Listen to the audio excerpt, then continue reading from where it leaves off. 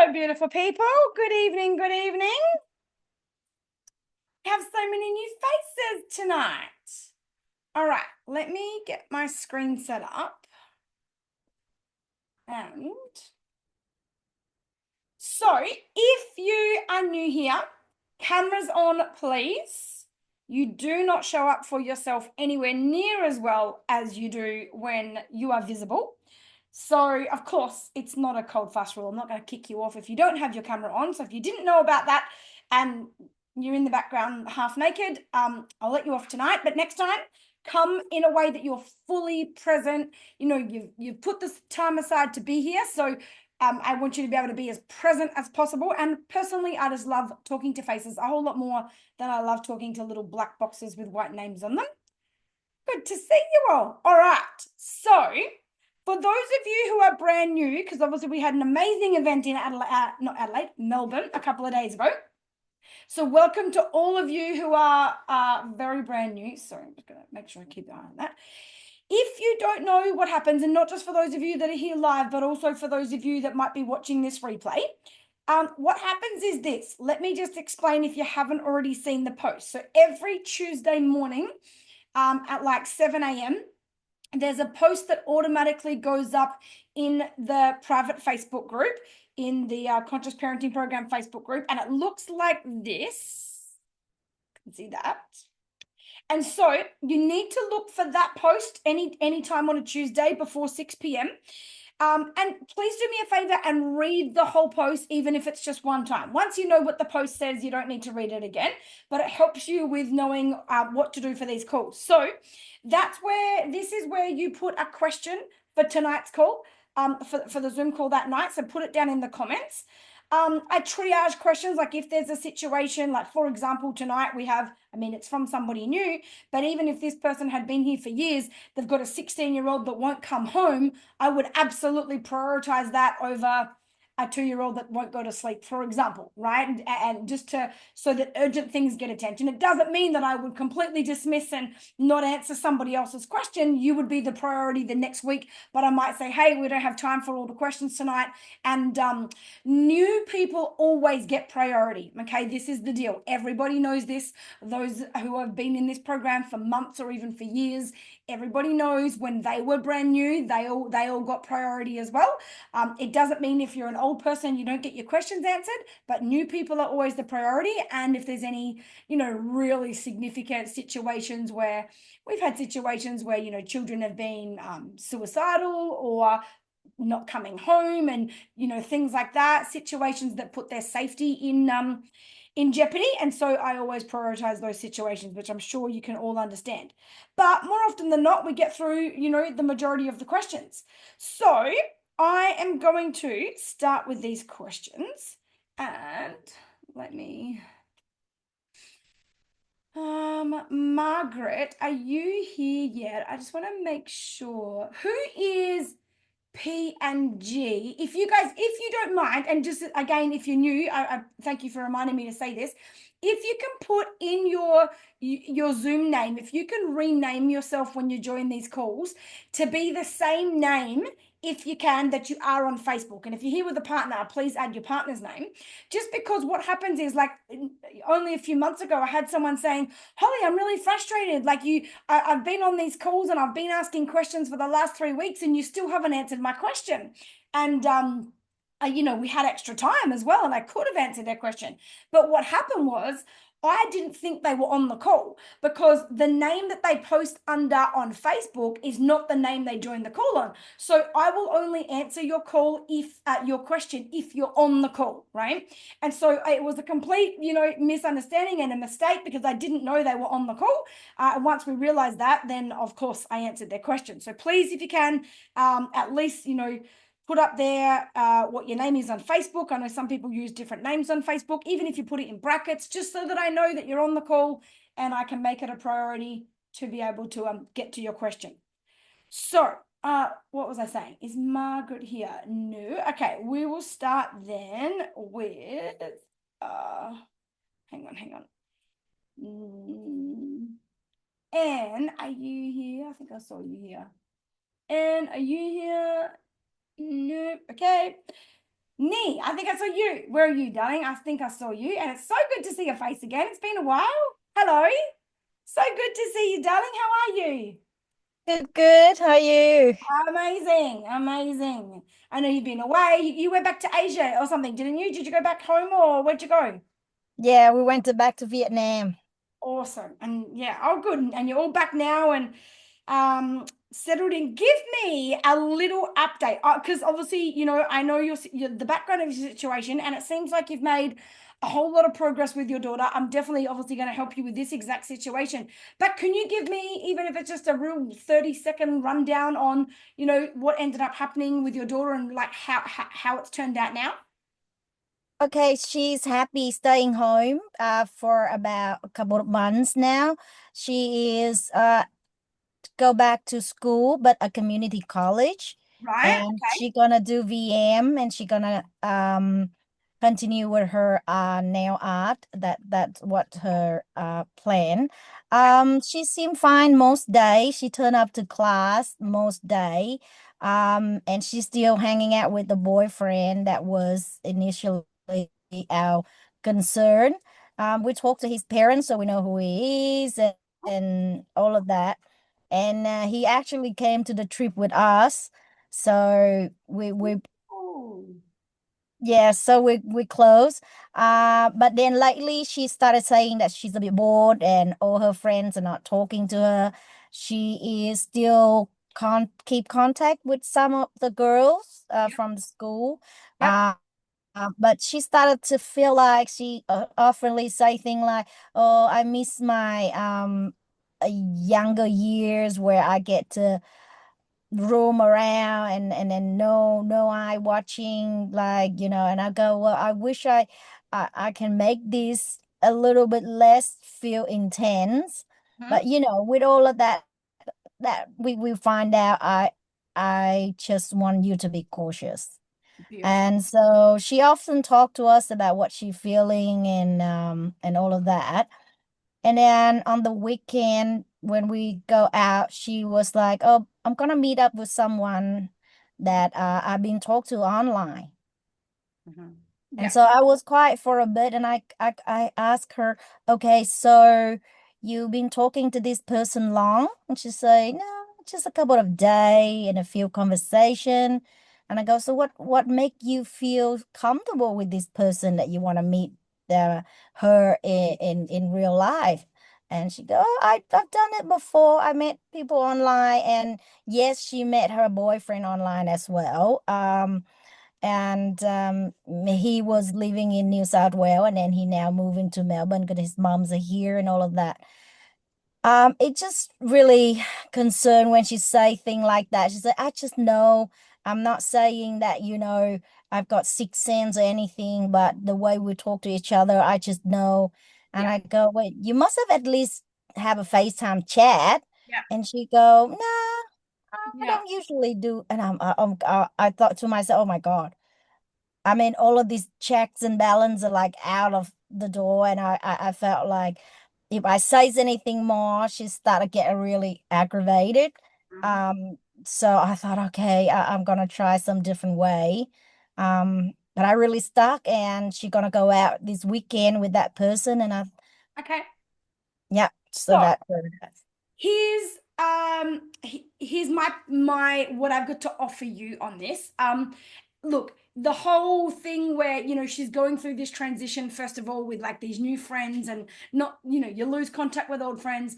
I love the way you're supporting her through that and just letting her know, babe, listen, this is just what happens, just so you know, whether you go through this now because you've decided to, kind of tap out of normal school a bit earlier and do this other college, or whether you do this, at the end of year 12, no matter when you do it, this is what happens, just so you know, just so she doesn't think that's like, it's that it's all just because she pulled out of school. I mean, my daughter finished school in year 12 last year. and she's got a whole new group of friends and maybe keeps in contact with 2 people from year 12. So just let her know what you're going through is normal no matter when you do it. Whether you leave school in year 8, year 10, year 12, it doesn't matter. Once kids finish school, they find their own way and their own path, and you'll find that your next group of friends are more likely your long-term friends. Your school friends are the people you're forced to be friends with because they're the only choices you've got in the classrooms you've got, right? So let her know that.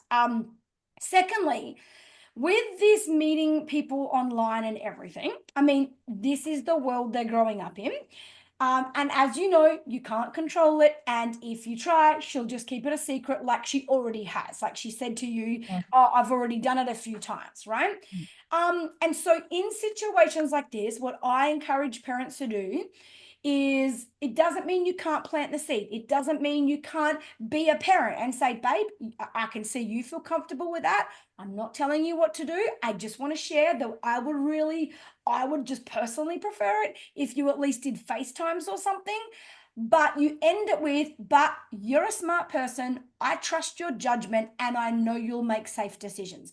I'm glad to hear you're meeting them in the city in a public place. Good on you. That's a clever decision.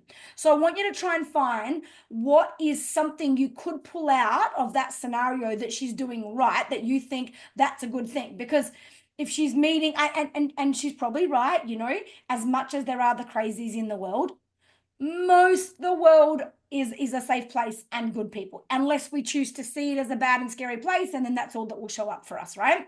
But we definitely want our children to feel safe in the world, but like you say, be cautious, right? Don't just be so naive that you know didn't do a few simple things.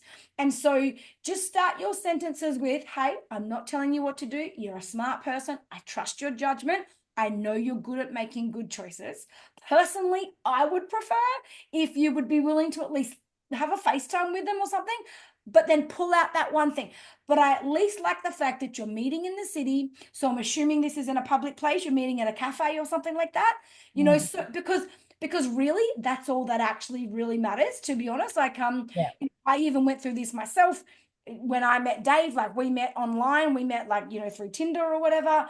And you know, at that time, like it was because I also had been with my ex-husband since I was like 17, like a whole different world. So this whole idea of like dating and chatting and then just meeting up with people, like it was real scary. Like my dating world was 24 years ago. Do you know what I mean? And so I've been through that, and it is funny how you really can get a incredible vibe from people if you are pretty connected to yourself. And I think you guys have done really well at teaching her to trust herself and her own decisions, especially when those decisions weren't the decisions that you guys necessarily wanted her to make, but they've turned out right, right? She met her boyfriend online, she's met other friends. So her brain's got this evidence that says you can meet good people online, and I'm good at getting a feel for it. So far, she's got evidence that says I'm right. You know, everyone I've met has felt fine and they've been fine. So you can still say to her that, you know, I would prefer, I'm not telling you what to do, but I'm your mum. I love you. I'm allowed to be concerned. I'm allowed to be a protective mum. I just want to mention, I'd really love if you did this, or if you'd be open to considering that. But I do really love, thanks for sharing with me. And, you know, thanks for letting me know where are you going and what time. And what you can do is maybe set up, like you could be the safe person, right? I think you're in a good place with your daughter to say to her, hey, listen, you know, I thought about it, and I just, you know, like all the times that I've sat and been open to hearing you, can you return me the favor this one time, and can you hear me out? Can I just share my concerns? And if you're open to it, I'd love you to be willing to just see my position the way that I've really tried to see yours over the last, you know, 6 months or whatever. Um, I totally trust your judgment. I really do. I really do believe that, you know, your intuition is amazing. And if something was off, you'd probably feel it. At the same time, I also know that predators are A grade at being able to come across like that. That is their world. Okay.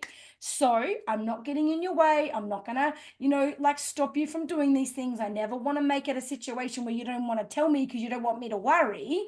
What I would love to do, if you're not willing to, like see these people online or whatever first, I would love for you to, make sure that you are always meeting in a public place.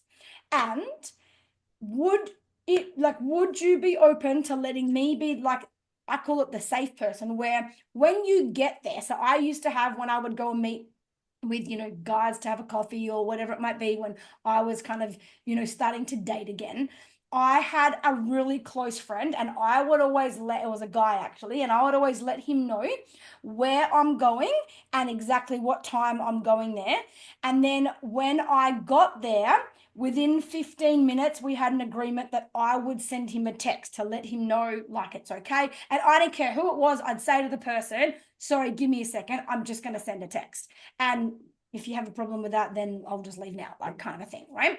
And so it's like he knew where I was going. And if I didn't send him a text within, 10, 15 minutes, then he had every right to kind of get worried and come and look for me or come there or call me or something. Do you know what I mean? So maybe just say to her, hey, I'm not telling you what to do. Always start with that. It disarms the teenager. I'm not telling you what to do. It's your life. You've shown you're pretty good at making choices. You're right. You did pick a pretty good boyfriend online. You have got some really good friends that you met online. So I'm not here to say that that's not the way to meet people. Okay.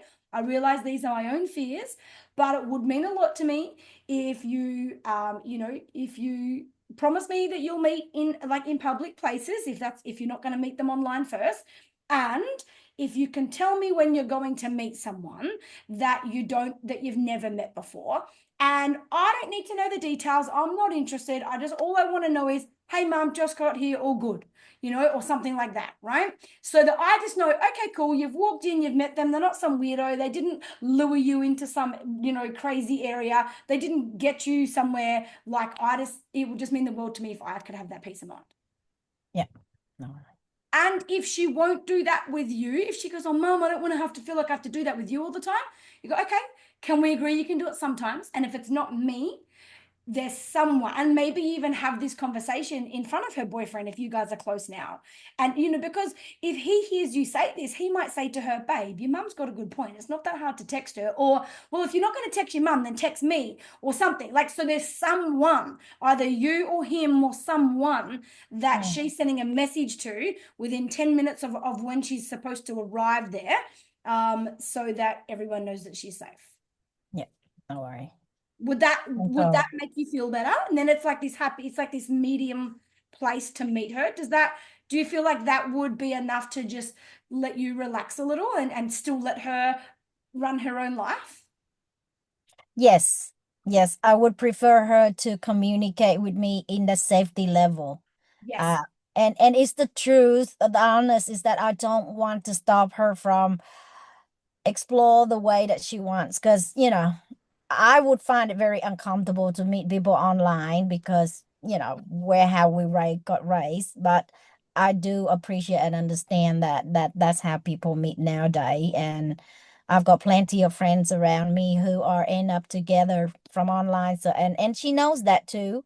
Yeah. So we will never we will never make it as a problem. We just surprised that with all of that knowledge she have, and she took it quite lightly, and I Yeah. just thought I don't know what's going Yeah. on here. Yeah. Yeah. So Nah, I totally feel you. And it was only a few months ago that my daughter, I think you probably remember, she was 17 and she went to Norway for 3 months by herself. But while she was over there, obviously she met her boyfriend over there. But while she was over there, she had a friend that was an exchange student back in Australia from Germany. And she went to Germany by her whole self, caught the fucking train. She went into Germany and then caught some German train 3 hours out to some country town in Germany. And I was like, oh, come on. My daughter's never traveled. We never did overseas holidays with the kid. We went to Bali one time. Do you know what I mean? Like, I'm like, you haven't even grown up traveling in airports, on yeah. trains. I'm like, you're 17. You're such a white girl. Like, you look, like, you look so Aussie. You look like a freaking, traveler, and she's so confident, and she wouldn't think twice to just say to them, excuse me, do you know where this train is? I'm like, I have the movie Taken in my mind, which is so bad. Yes. And I fucking, that movie scarred me more than anything else in my life. And because I remember watching that movie and I'm like, oh, that's me. I'm the one that says, oh, come on, let's just jump in a cab together. Like, I would fucking do that. Like, it scared the shit out of me, that movie, massively. So I totally could see that I can't project my fears onto her. There's a big wide world out there, and it is hers to go and explore, and it is hers to find her way, and all of those things. So I didn't want to push my fears on her. I also didn't want her walking through Germany and all these places. There was some festival on there at the time, which scared me again, because I'm like, what do people do at festivals? They're not in their right mind. They're drunk or this or that or whatever. And so I was like, I also was so mindful on a spiritual level that I didn't want her walking through these new countries with fear, like carrying the vibration of fear, because then it kind of calls anything that matches that. So all of this, I fully feel you need. Like, I fully get you. Yeah. You have every right to have these concerns. But this is where we are conscious parents. Like, what's valid, what is just me projecting my level of fear. And a lot of that comes from our lack of knowledge, and it's not our world, like you said, and we're not familiar with it like they are. And what can we do to meet them in their world? And you're doing it perfectly. So yeah, ask her if I would like to be the person, and if I'm not the person, like, promise me there's someone. But make sure you also say, I trust your judgment. I'm not letting I'm not going to get in the way.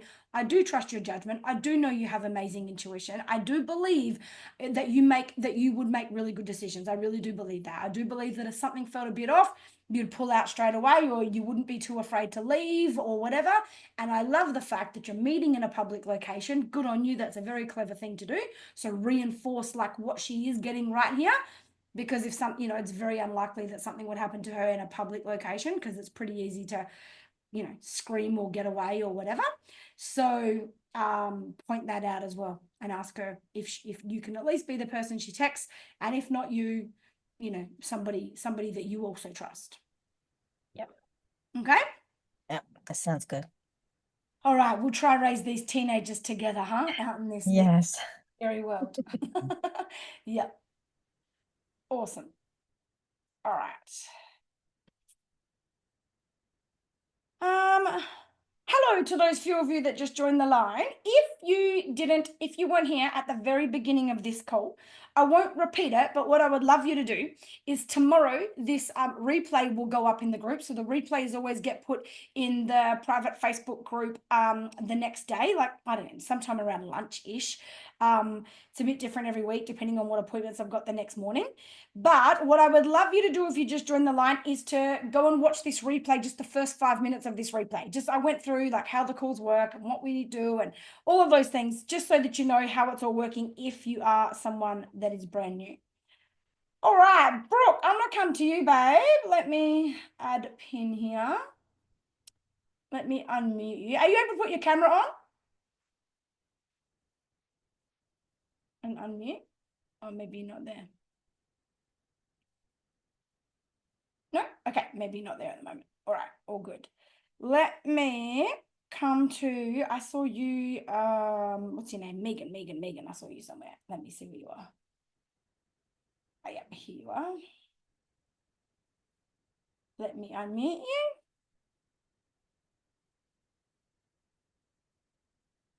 Hello. Hi. How are you going, darling? Good, thank you. How are you?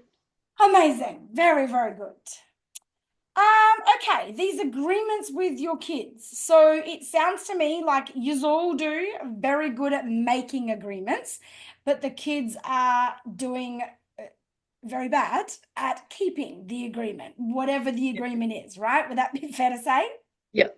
Yeah. Okay, cool. So, first of all, what I would love you to do is talk to them about trust, okay? And talk to them about, so there's a trade-off. There's like a little relationship that I encourage every family to teach to their kids all the way through their life, because it prepares them for life, that there's a trade-off between responsibilities and privileges. Okay, that as you get older, you take on more responsibilities and you also get access to more privileges. So instead of just unpacking the dishwasher, now you've got to do this and you've got to do this and you've got to do this, but you get to stay up later and you get to have a mobile phone and you get to whatever, walk to the shops by yourself on the weekend or something. Like responsibilities go with privileges, right?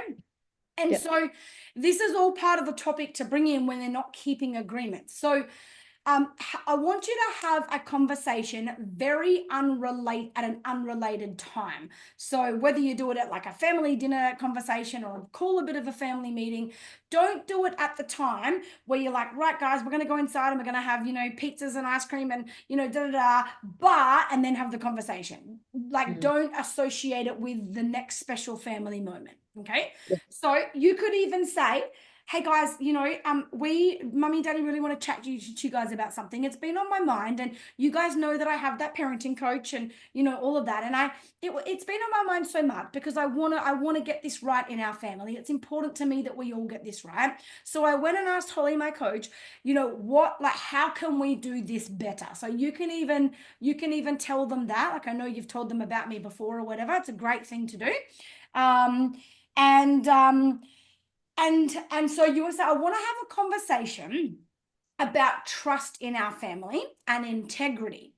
Does anyone, like, you might even say, does anyone know what integrity means? Like, let their brains kind of like buy into this whole situation, right? And basically you want to bring it to, like, integrity is keeping our word.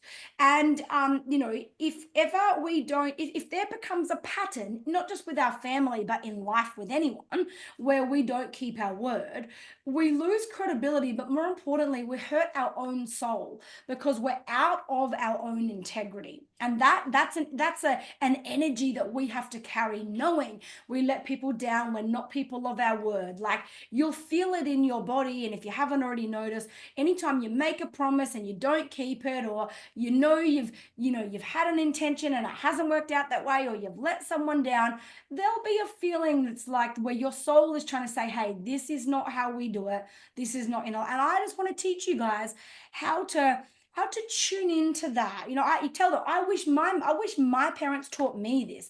I wish that I had have known how to be a person of my word, and how when I didn't keep my word with people, it wasn't about how it affected them. It's actually how it affected me. I started becoming someone that I couldn't trust my own word. I didn't trust myself. So 5 or 10 years later, or when you become an adult, you're the one that carries the energy of knowing that you aren't someone of integrity. You violate. So have like this conversation on a higher level, right? And then you can say, now the reason I'm saying this is, like, engage them and let them talk and go, does anyone have any examples, or, whatever, or can you think of someone, a friend of yours who never keeps their word, who always says, oh yeah, I'll play with you on the monkey bars, and then when it comes to recess, they're like, I don't want to play anymore, I'm going to go kick the footy, and just whatever it might be. Like, try to find some examples so they can embody this experience. Does this make sense so far?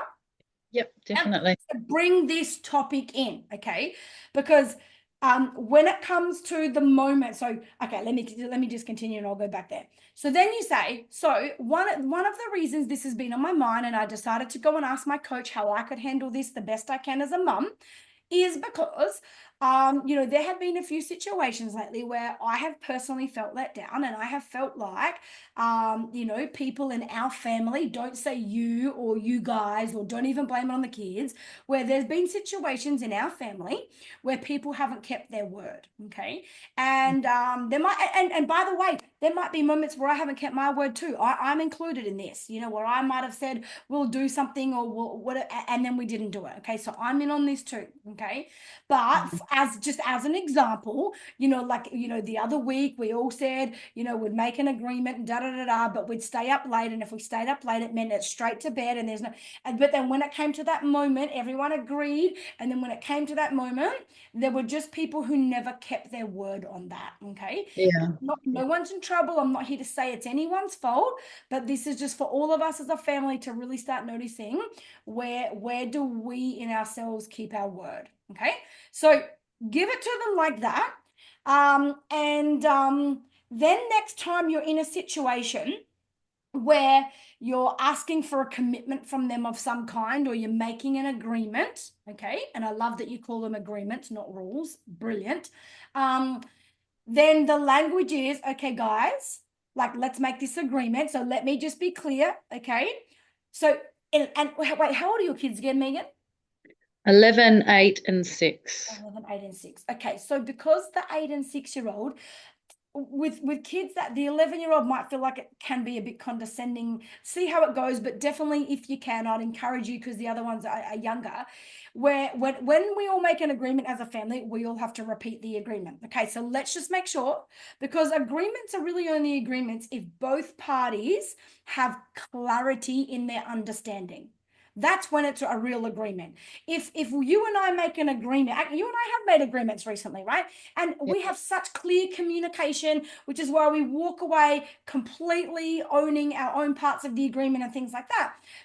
But we could walk away from our situation with what we both believe is an agreement, but I've misunderstood you and you've misunderstood me, and you never realized that you broke your word and I never realized I broke my word, but nevertheless the trust gets damaged, or there's someone feels let down, and it wasn't really because we broke the agreement. We had a different interpretation of the agreement. Does it make sense? Yeah.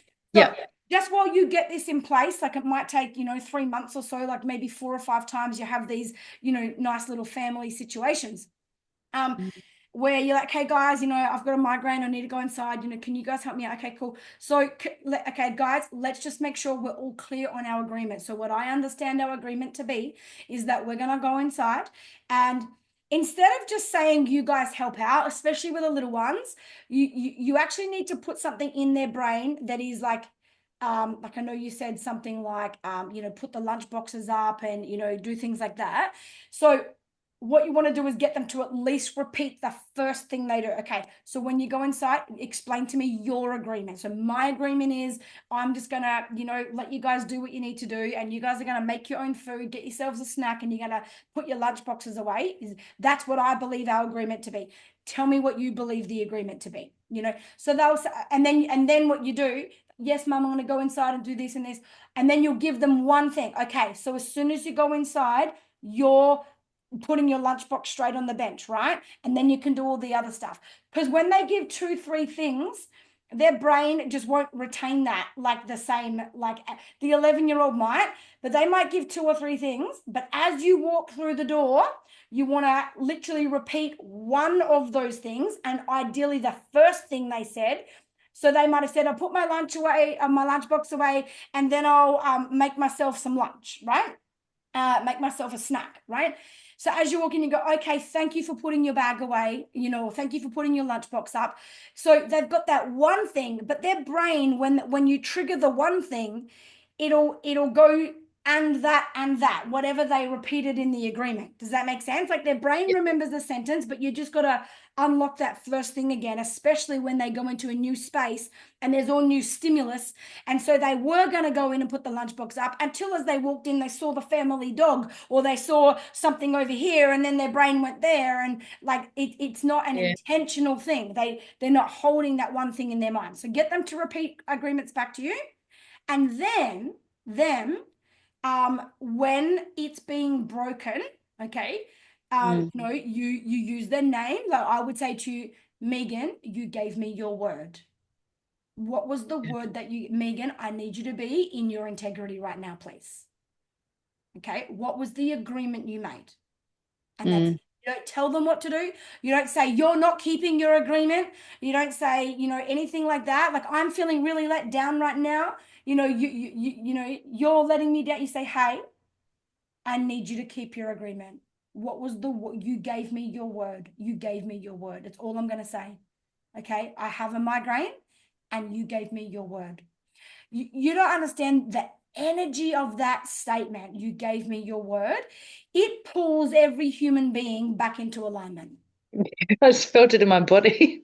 Why? Exactly. And everybody does. And the younger they are, the more raw that energy is. It's an instant thing. You don't have to say what, don't remind them that they're breaking the agreement. Remind them of what the agreement was. Okay. And you don't say you're breaking your word. You say, you gave me your word.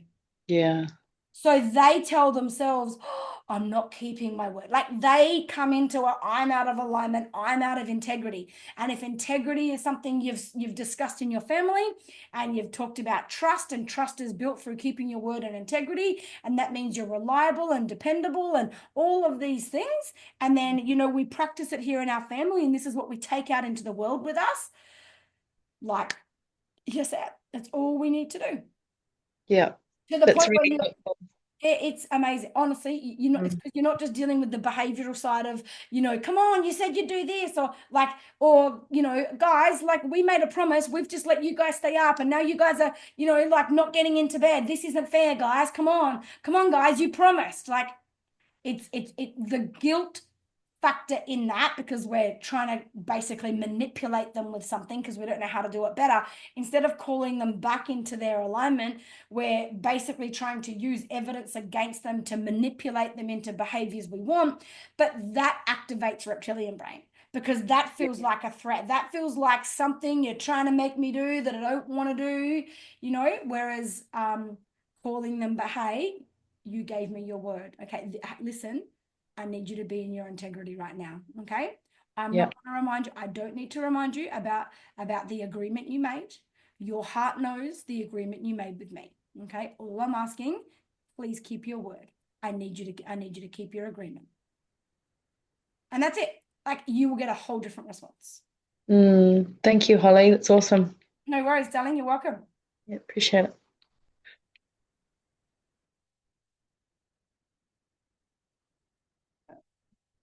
Yes, DJ and Tina, 100%. You absolutely can. So maybe I should even say that, and Megan, listen to this as well, is that if this is a pattern, what you absolutely can do, like let's say, they've still been a bit shaky on some of these agreements, and sometimes they do it and sometimes they don't. And now you're about to sit down and make a big agreement with, do a, all right, guys, we're going to let you stay up till midnight or something, or we're going to go to whatever, like something kind of big. But listen, this is big for us. Okay.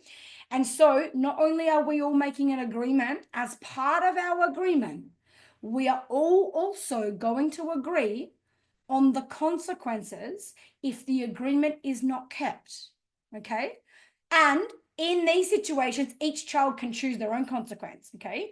What consequence do you feel would be fair?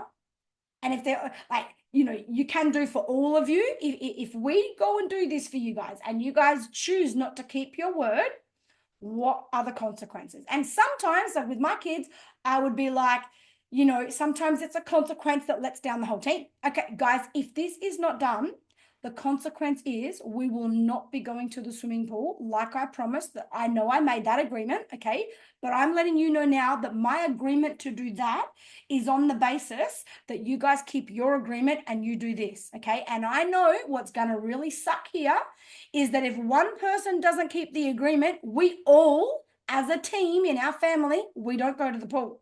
Everybody gets let down. So, you need to work as a team. Other times it might be,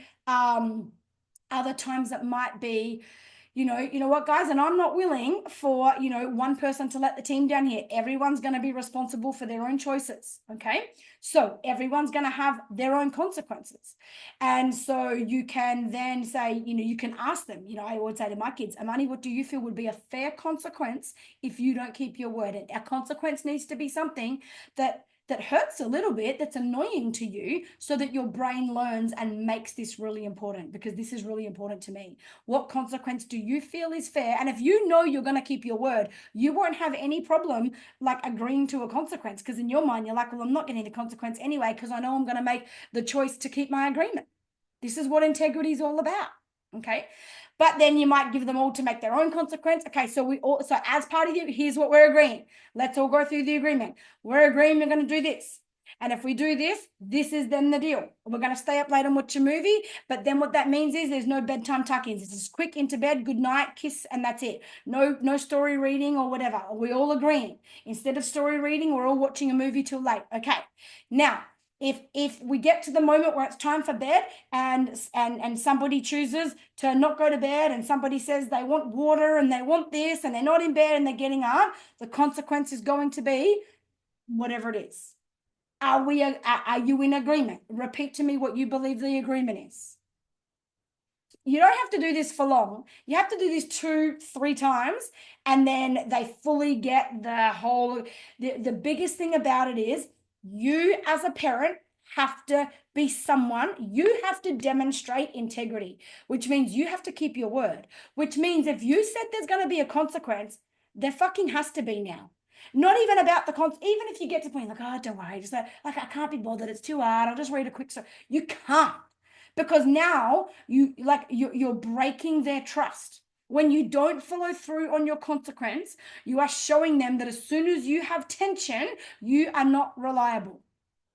Okay, you have to keep your word because this is a matter of your integrity. Now, one last little clause here for all of you. If you're in a situation, which we all do sometimes, where you're like, right, that's it, we're not doing this. And then like later on, like, so I'll use the swimming pool example, right? When my kids were little, you know, we used to, on hot days, they used to love to go to the swimming pool and we'd stay there late and we'd go to the outdoor pools with the water slides and have a barbecue and all this kind of stuff. And it would be devastating. Now, what would happen is in the morning, they like might have been chaos. And we were all used to, they were so young. I remember we used to go like after Miami's afternoon sleep, right? My youngest afternoon sleep. That's why we'd go late. We'd go at like 3 p.m. So it's not in the middle of 38-degree temperature. It's kind of going to start cooling down for the rest of the day and we'd stay there till late. Anyway, and so there were times where like in the morning, I'd be like, that's it, we're not going to the pool, like, that's it, everyone's lost the privilege. And then in the back of my head, I'm like, fuck, why did I say that? I actually need to get out the house or I'm going to scream. Or I'd be like, that's it, we're not going to the playground later. And then I'm like, but I actually want to catch up with my friend. It's not about them just playing on the playground. Like, I want to sit and chat with my friend. And now I've just screwed it for myself because I can't go back on it. Okay. Because then they're going to lose trust that I cannot go against my word. If that ever happens and you're like, shit, I shouldn't have done that. I need to let them off the hook. You do not let them off the hook. The way you do it is you say, guys, can I please have I need to have a really important discussion. Everyone come over here. I've got a really important thing to say. Listen, this morning I gave you guys a consequence and you guys have totally accepted that. And I really like the way you handled it. Now, listen, I am not saying right now that we're going to the pool. But what I am saying is I like the way you've responded and you've taken responsibility for yourself since this morning.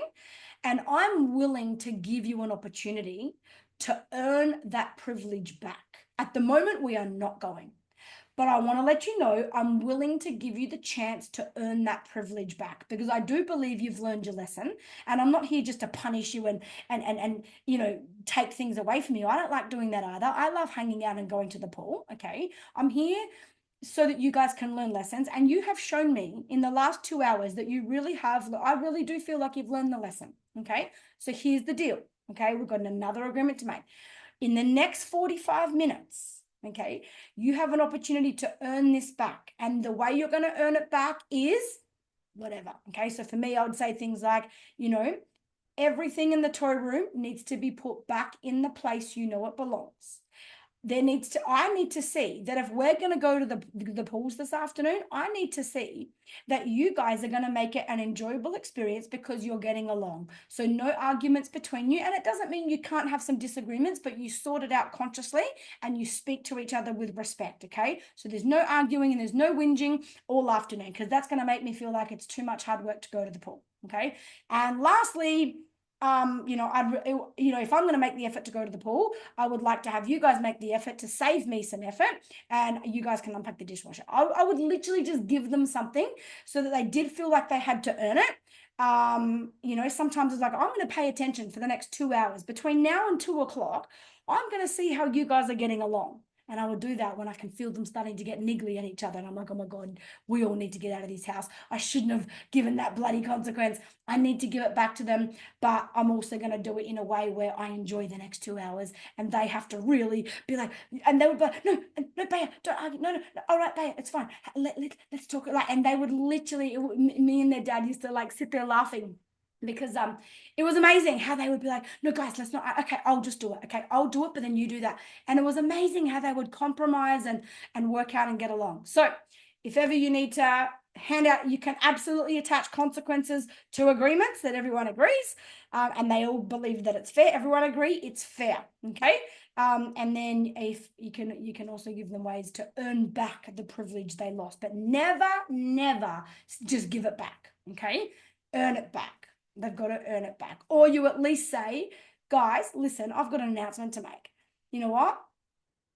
I've been watching you guys the last 2 hours, and you've shown a lot of initiative. I saw you clean things up without me asking. I've noticed that you've tried to be quiet while I lay down and have a rest, and I blah, blah, blah. Like, pick out some things that you can describe. And I really appreciate that. You've shown me that you really learned your lesson this morning. And because of that, I believe you've earned back the right, the privilege of being able to go to the pool. So you can do it on the spot, or you can say you've got the next hour to earn it back. Okay, it works amazing. It's very conscious. It makes them be aware of themselves, which means you're raising conscious children, because they're noticing their own behaviors and their own, moods and their own reactions, and it's a win-win all round. All righty. Good question, DJ and Tina. All right, Anne, I saw you join the line. Let me quickly open the line with you. And then, Brooke, if you're there now, I came to you before, but I think you went behind your screen. So if you're there, I'll come to you next. Hello, Anne, how are you? I'm good, thank you. Sorry I'm coming late. That's okay. That's fine. It's great that you're here. I love that. Now, I don't know if you saw it, because I only did it like maybe an hour ago or something, right before the call, and you might have been busy with dinner time or something. But your question is about getting your children to go to sleep, right? Now, one of my favorite topics, because there hasn't been a single family in like all these years that we haven't been able to help with getting their kids to go to bed and stay in bed. And most of them, like 98% of them, there are some extreme circumstances, particularly where there's high levels of neurodivergence involved and things like that. But for the majority, it's never taken me more than 5 days to be able to teach parents how to get their kids to go to bed, stay in bed, even if they're 2 years old. Okay. And I don't believe in controlled crying. I don't believe in letting them cry it out or anything like that.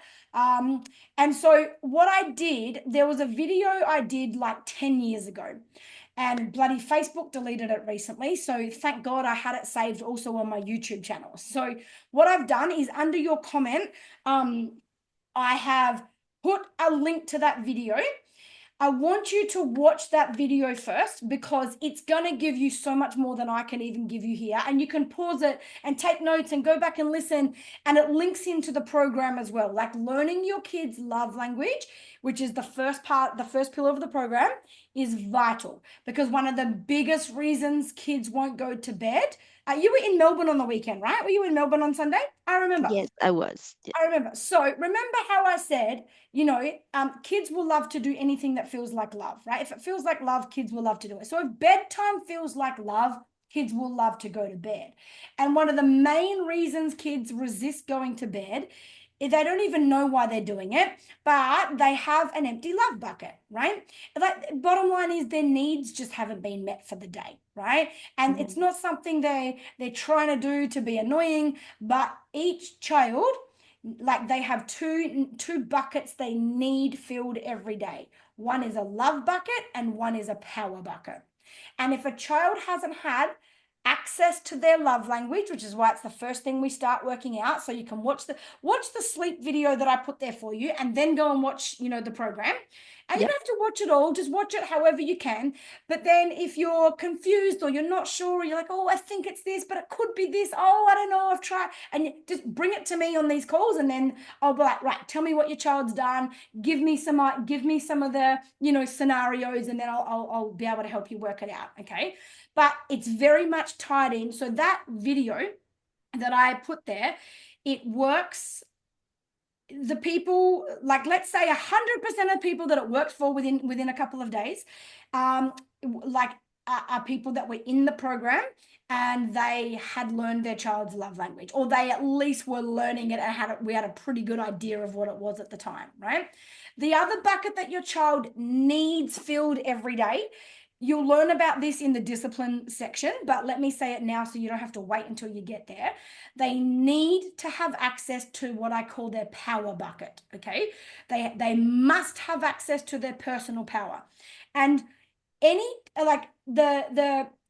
a child hasn't had enough access to their personal power throughout a day, they claim their power back from us as parents in 3 ways, okay?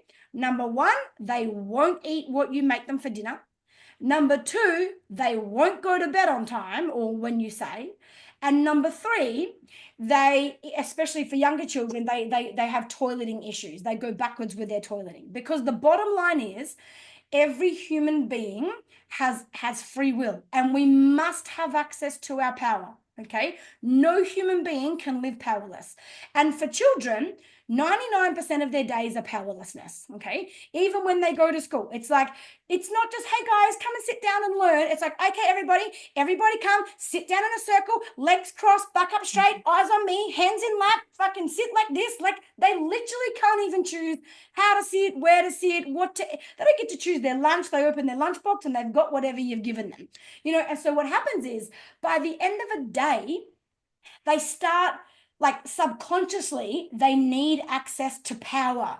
Okay. And at the end of the day, you can be mean to me, nasty to me, you can leave me in the dark, you can yell at me, you can smack me, you can do whatever you want to me, but you can't actually make me eat.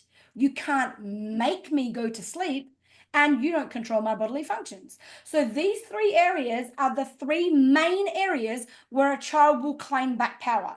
So often it's either love language and or big time bedtime issues are related to a child not having access to enough power during the day. How do you give them access to their power? By giving them choices. Okay, what I want you to do, I want you to give them, as well as watch that video, I want you to give them access to as many choices as you can that don't matter. Okay, for example, how old are your kids, Ed? 5.5-year-old 5 and a half. boy. Boy. Okay, so here's what I want you to do for him. Okay, and here's the thing, because he doesn't have a sibling, he doesn't have someone else he can go and take power from. Okay, so it makes it even harder, because when there's 2 or 3 kids, there'll be sibling rivalry, but at least in that they get some needs met, because they're fighting with each other, but in the fight they get their power, and so it fills up their power. When you've got an only child, and like I see this, my stepson is an only child of my partner's, and yes, he's got my 3 girls, but my 3 girls are all 10 years older than him, so it's like he's an only child anyway, right? And because we're a blended family, I don't parent him at all. Like my partner parents him, right?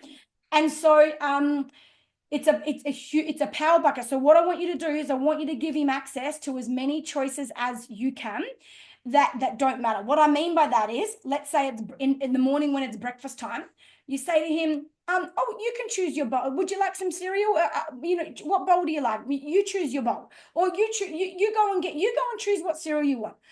Or it might be like, let's say you go, hey, which spoon do you want to use? Like, and you could literally have you could have 2 spoons that are both fucking silver. They're both exactly the fucking same. But you're like, which spoon would you like? Which cup would you like? Hey, who fucking cares what cup he gets, what spoon he gets? Would you like to eat, your pasta with a fork or with a spoon? Like, just, if it doesn't matter, let him choose.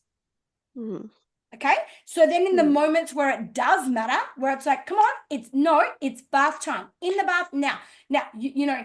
You can choose how high you want the water or something. Like, anything you can do to give him access to choices. And when you say how high, would you like it this side? Would you like mummy to stop it at your belly button today? Or should we fill it all the way up to your chest? You know? So like just anything you can. Would you like a shower or a bath tonight? So like let him have choices wherever you possibly can give him choices, so that in the moments where you get no choice, like zero choice available to you right now, bad luck, I make the choice right now, bedtime, end of story, that kind of a thing. He doesn't have this instinct to need to rebel against that to feel like he's got some power. Nice. Thank you. Make sense? Yeah, that makes sense.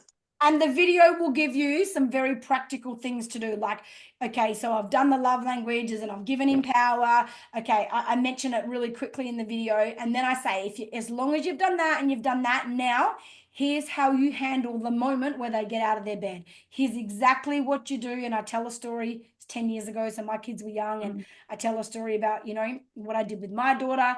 It works. I've had people in this program, yeah, that like even with 2-year-olds, like there's images of their kids in this in the Facebook group where even a 2-year-old, I remember, had the only way they could get her to go to sleep was to go for a drive in the car. But then they had another baby. And at the time, the baby was 4 months old. And so the mum was breastfeeding. And it literally took us 3 days when this other one was 2.5 years old. And normally they would take her for a drive to get her to go to sleep. And after 3 days of doing everything I taught in that video, there's a photo of it. And the mum made a post. She couldn't believe it. She's like, is this a fluke? That 2.5-year-old went and put herself to bed in the middle of the day while her mum was breastfeeding the baby. Her mum found her in the bed, not just like passed out on the floor, in the bed, totally asleep, you know, with her little silky doll thing that she had or whatever, asleep at 2.5 years old. That's amazing. It works. And her name was Christy. You can go look it up. You can go look up her name and, you know, see there's a lot of stories like that. All right.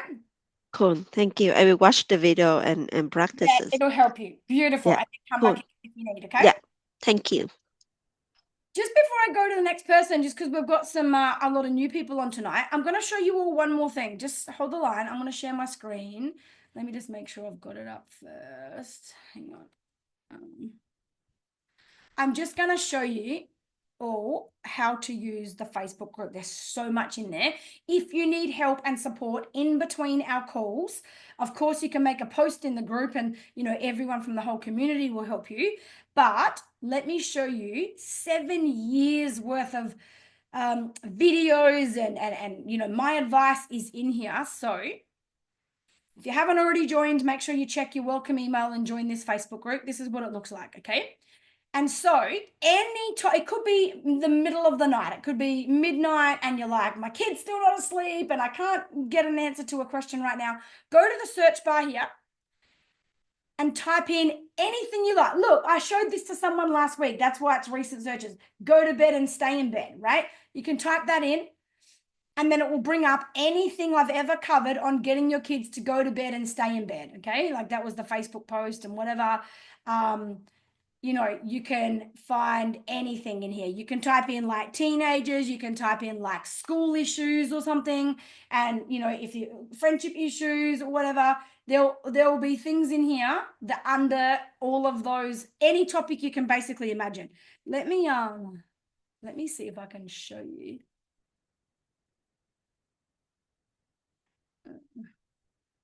Be there. Oh, yeah, that was there. I just remembered her. Anyway, I won't go through it, but yeah, this is the family that just had that story. Oh, there she go. Look at this. I found it. There you go. 2020, 5 years ago. Georgia put herself in bed today for her nap when I was feeding Izzy. I don't know if it's a fluke or paying off. Georgia usually fights naps. We end up having to drive in the car to put her to sleep, and she gets too ratty because she needs a nap. She's never gone to bed by herself when she's feeling tired. Blah, blah, blah, blah. That's the 2-year-old. That was the story I was just telling you about. All right. So any topic, teenagers, tantrums, like you name it, search it in there. And if you need help right here, right now, so many videos and past replays will come up that you can search for if ever you need an immediate answer. All right. Okay. So Brooke, are you there, babe, now? Let me see if you can unmute.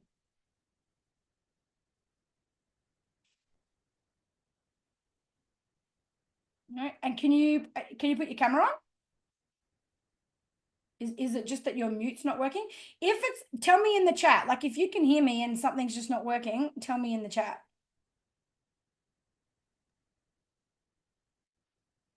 Right, I'll come back to you. Margaret, are you here? Let me see. Yes, Margaret, let's have a good chat. I've been looking forward to this conversation. Let me unmute you. Can you unmute your Yeah, remind done. me, what's your husband's name? Wayne. Wayne. Awesome. Hey, Wayne. Hi, how are you? I'm excellent, thank you. Good to have you guys here. Thank you.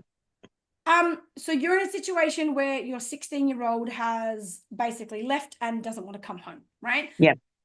Now, and thank you for just how transparent you were in explaining that and for giving me that extra bit of detail compared to what you told me the other day.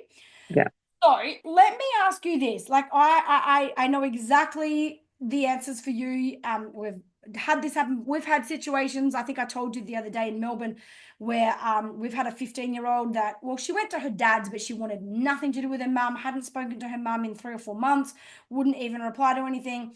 And I got, in that instance, I got her mum to write her a text message. I worded the whole text message. I just said it here, and she had to come back the next day and get the replay and type it all out, kind of a thing.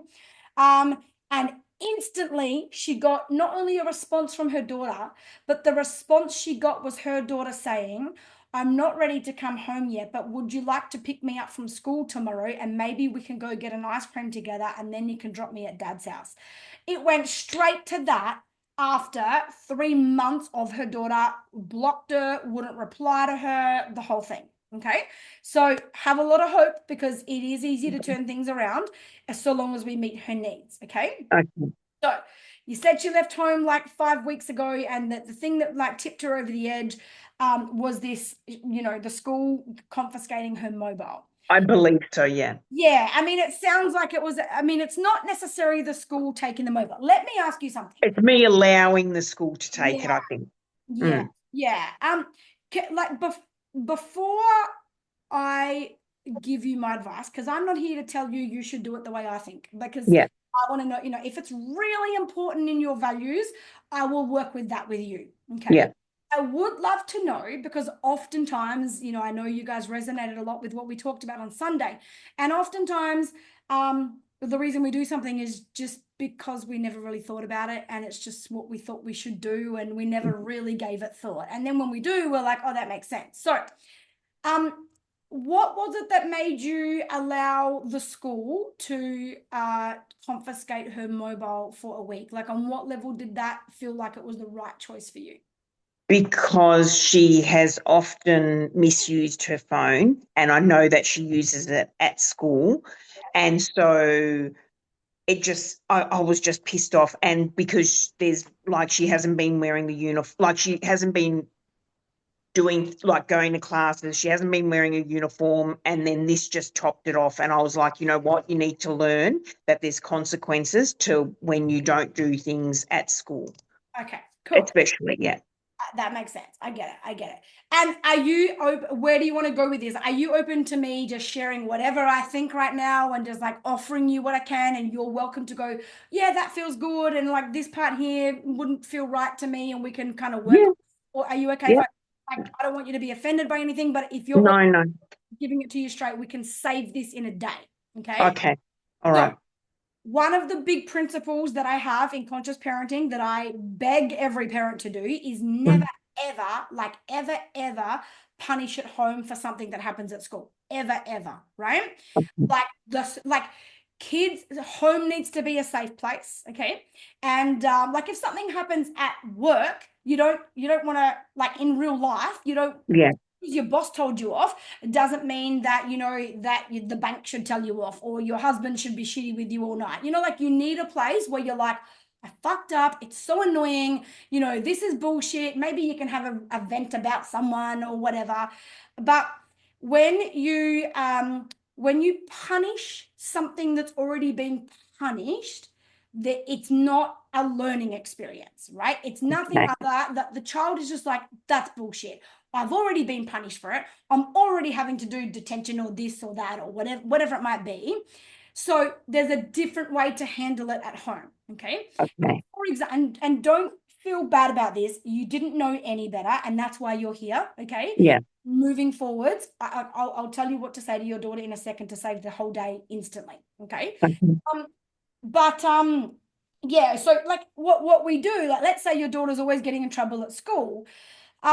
There's no punishments at home. Like that's the fucking school's job. Like you do your job. Okay. I'll do parenting. And if my child violates anything at home, of course, like I don't say to the school, hey, when she comes in today, can you keep her at lunchtime because she didn't go to bed on time last night? Like I do my house and you do your space, right? Okay. And so thank you for telling me, and I'm aware of that. And Yeah. how we support them through it is they have to feel seen and like they as a person matter to us more than any rule. So for example, this is just without me barely knowing you, but something like, babe, I want to have a chat with you. What's going on at school? Listen, I'm not here to tell you off. Okay. I'm on your team. The school have called about a couple of things. And I just know this is not who you really are. It's not Yeah. like you to be this, like, darling, when I get the school calling me saying this, I don't think, oh my God, my daughter's a shithead. What do I need? I don't think that. You know what I think? My daughter must be struggling. What is Yeah. it you need support with, babe? Because if you're making choices like this, and if you're feeling like, you have to go to the lengths where you're in complete rebellion and not wearing uniform and doing this and all of those things, like I'm not here to tell you off. I'm not here to remind you how bad you are. I'm not here to rub your face in the dirt. I'm here to say, babe, what is it you need that I can support you with? Okay. Mhm. Like when the school calls me, like I'm going to be on your team. Okay. Okay. So she needs to feel like that. She needs to feel like, do you only see me for my behavior, or do you see beyond my behavior and you actually see me as a good person who's struggling with something, which is why I'm showing up like this. Yeah. But when I do ask her, like at one stage, something happened at school and she said, I'm not going to go to this class. And I said, but Alicia, why? And she just goes, you won't understand. And I know that that's probably because I've shown up like that to her that I don't understand. But what do I do then? This is my biggest thing with teenagers. I have another program called the Soul Parenting Program. I'm not saying to do it now, like do Yeah. it later on down the track, but the biggest premise of that program, from the age of 12 years old, the biggest thing I teach in that is you need to trust them with their own lives. We need to stop thinking we actually know what's better for their lives. Now, that doesn't mean that we let a child just run amok and we don't be sensible adults. I definitely don't mean to that extreme. What I Yeah. mean is this, okay? Life is so much bigger than any one moment, than any one year, to be honest, than the whole of the school years, right? Honestly, like if we keep life in actual perspective, Yeah. a kid could fuck up for 10 years straight and wake up at 25 years old after messing around for 10 years, wake up at 25, have a big wake up call in their life that sets them up for the rest of their life, that will turn out to be more amazing than the kid that towed the line all their lives and gets to 30 and then goes into rebellion and cheats on their partner and ruins their family and does all these things because they were the good girl that towed the line all the time, right? But Yeah. either way, there's trauma. Either way, Yeah. there's issues. Okay. So when she's like at the age of, I believe, and look, please take this with a pinch of salt, because it also, when I say this, is like, if a child's being raised consciously, I believe they should all control their own bedtimes from 10 years old. And that doesn't Yeah. mean if you've got a 10-year-old right now and you've never ever done this kind of stuff before, just tomorrow night go, hey mate, stay up as long as you like, Yeah. like don't throw the baby out with the bathwater. And so it's the same with this. I say that by 14, we need to step out more than we step in. And we're not, like, parenting's done by then. After 14, you basically don't get the chance to you can put all the harsh consequences down as you like.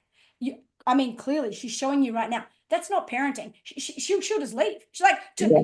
They just hate you. They just get to a place where, like, if you do that to me, I will leave even if I'm 16. Yeah. You know what I mean? Like, at the bottom line is you can't control it. You just can't control her. And she's showing you that now. So by trying to control, now I know that, like, really what happens on a deeper level when she has, you know, all these, let's say, these issues at school and she's going through rebellion. Look, sometimes rebellion is a child's only form of freedom. Yeah. And what they're not trying to be rebellious, what they're trying to do is access a feeling of freedom. Okay. Yeah. And I'll give you an example. I use this example all the time. Think about it yourself. When you do something rebellious, like let's say you're driving along the highway and you're like, shit, I missed the turnoff. And you're like, oh, I'm going to have to go all the way down to be able to go back. And then you see a no U-turn sign and you're like, honestly, you're like, fuck it. I'm just going to do a U-turn. When you do a U-turn where you weren't meant to do a U-turn and fucking get away with it, you feel fucking good for a second. Yeah. I just did a U-turn, right? True? Like, you feel free for a second. You're like, I don't care if there's a U-turn. I'm not going 6Ks that way before I can come back, right? Yeah. And so this isn't about you guys feeling wrong and you've got it wrong. This is like, hey, how do we just see this with new perspectives? Yeah. And because what's really going on, the reason a parent wants to dig their heels in and get a bit harder in consequences, which is the opposite to what is ever going to manage the child's behavior, ever, right? Is because the child has done something, like let's had a behavior, got in trouble at school or whatever, okay, where that has triggered a wound in you, something you carry that causes shame for you, or you feel embarrassed, or you're worried that you look like a bad parent to the school. These are your feelings. This is nothing to do with her. But then we take our shame, our embarrassment, our idea of we're being judged, and because we can't sit with our own parts of ourselves, those feelings ourselves, we project it onto the child to make our feelings the child's fault, and we try to come down on that. We try to manage our own feelings by controlling their behavior so that they don't behave in a way that we don't have to feel like that. That's really the deep layers of what's going on. Would that be fair to say? Yeah? Yeah, 100%.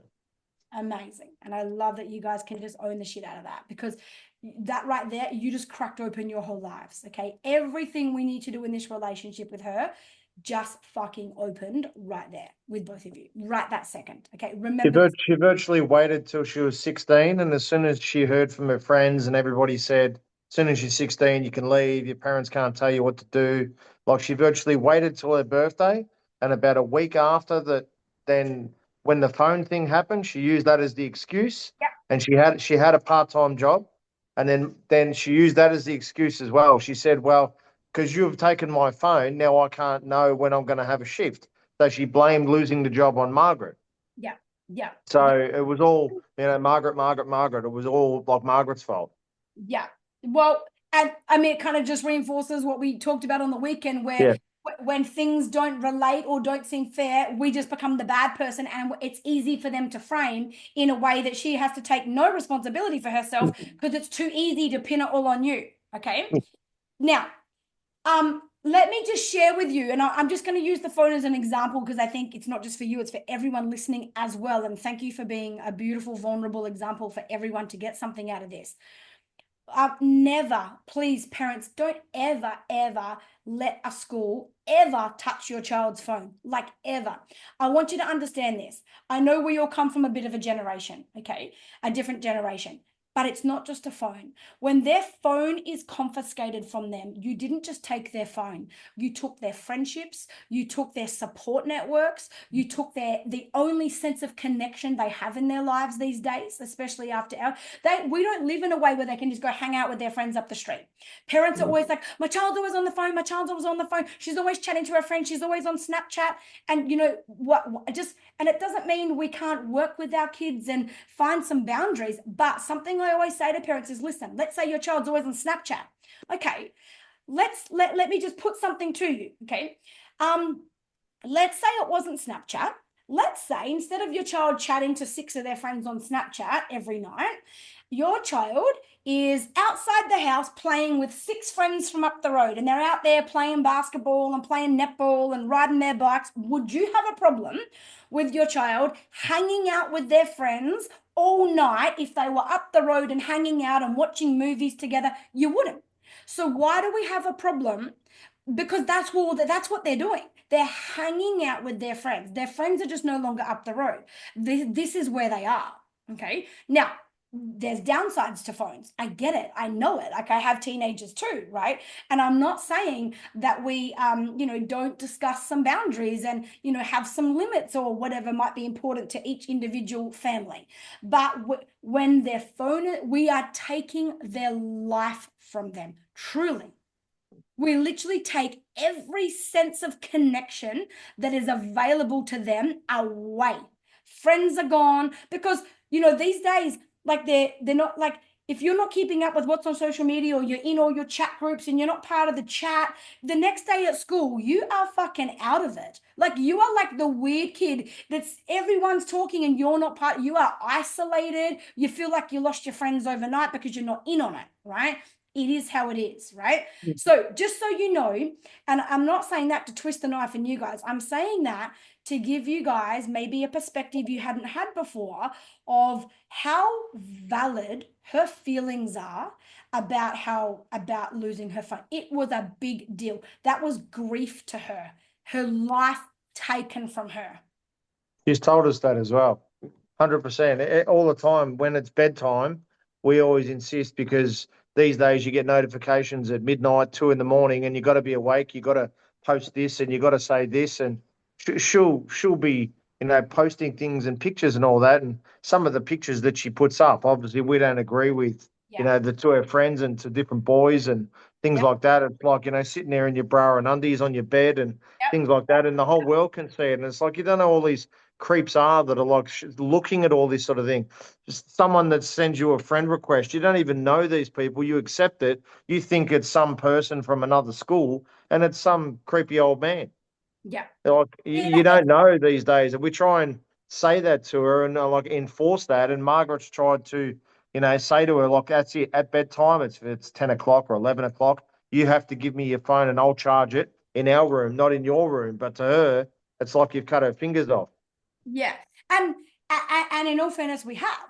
I mean, I know you guys jumped on a little bit late in the call, but I would definitely encourage you to, when the replay goes up tomorrow, go and watch the discussion I had with the first person tonight. Her name's Nee, but she's been in the program. Like she's got a daughter that she came to the program maybe like 8 months ago or something like that. I can't remember Nee, but something, it was a while ago. And she, maybe it was actually it was the Melbourne tour. So it was March this year. So however long ago that was. Anyway, and made huge progress with her daughter. But her daughter was originally like not going to school, wanted her boyfriend over every night, like wasn't willing to meet in the middle, negotiate or whatever. And tonight we just had the most amazing conversation. But her question was about how her daughter is meeting people online because now she's actually. Oh yeah, we did actually hear the Oh, middle part. Yeah. Oh, good. Because the thing is, you're right. There could be creeps online, but guess what else? There's a lot of new friends online. She's right too. There's way more friends than there will ever be creeps. Way more. The world is a way safer place than it is a not safe place. Now, I know as a parent, we're like, but it only takes that one fucking person. It only takes that one unsafe scenario. It's one time. I get it. But it's not just an unsafe world. It feels more unsafe when you're not familiar with it, right? The same way that, just because familiarity breeds, like makes us feel safe. So it doesn't feel safe to us, but that doesn't mean there's not a lot of layers of safety to it. And the kids, in all fairness, the kids are building such incredible friendships, genuine friendships online. If it wasn't for online, like my daughter just went to Norway and London and Germany, and the friend that she had in Germany and who she caught up with in London or whatever, like that is because of online. Yeah. You know what? It's beautiful. It's amazing, So we have to acknowledge that too. We can't just say it's bad, because what we're saying is I have no interest in meeting you in your world. I don't agree with your world. I don't like your world. I'm not willing to understand your world. And I'm going to give you a set of rules based on my world to live in you. So I'm only giving you all this to bring you guys to a place where because I'm going to tell you what to say to your daughter, but I want you to be in a place where it feels so authentic for you to say this. You're not like saying it just because Holly said to say it. Like where you're like, shit, now I can see, like, we really did. We fucking hurt her. We betrayed her. She would have been hoping that when the school called you, that if ever there was a time you would go into bat for me, if ever there was a time you would remember that I'm a good person and you wouldn't want me to be hurt, please let it be now. Please don't let the school take my phone for a week. And you did. Now, that's not to twist the knife in you, but that's her experience. And that would hurt. Does that make sense? Yeah.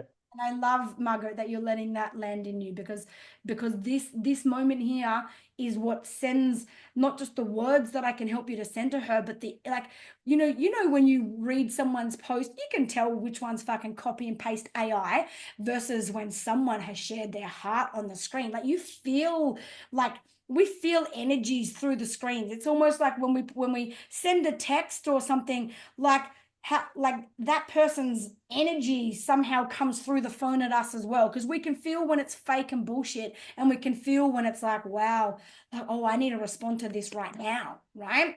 So this is what's going to help in this moment where we can like really open this up for repairing. Okay, so can I share?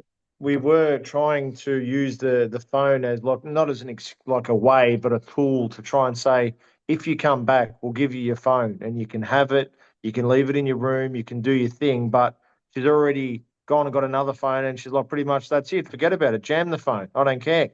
And she's got another phone. So now it's like we've lost that opportunity. Like from all these weeks of her not being here to now, I don't need you anymore. You didn't support me then, as you just said. So now, bad luck. I've got another phone. Yeah. And listen, in her defense and in your guys' defense for how you've raised her, like take out the fact your parents and child for a moment, like fucking good on her. Like that's a girl with some boundaries. Like like right now it sucks because you're on the other end of those boundaries, but one day that's going to be some guy that treats her like shit, or that's going to be some boss that's bloody taking advantage of her and making her work more, and she's going to be like, fuck you, mate, I don't need your job.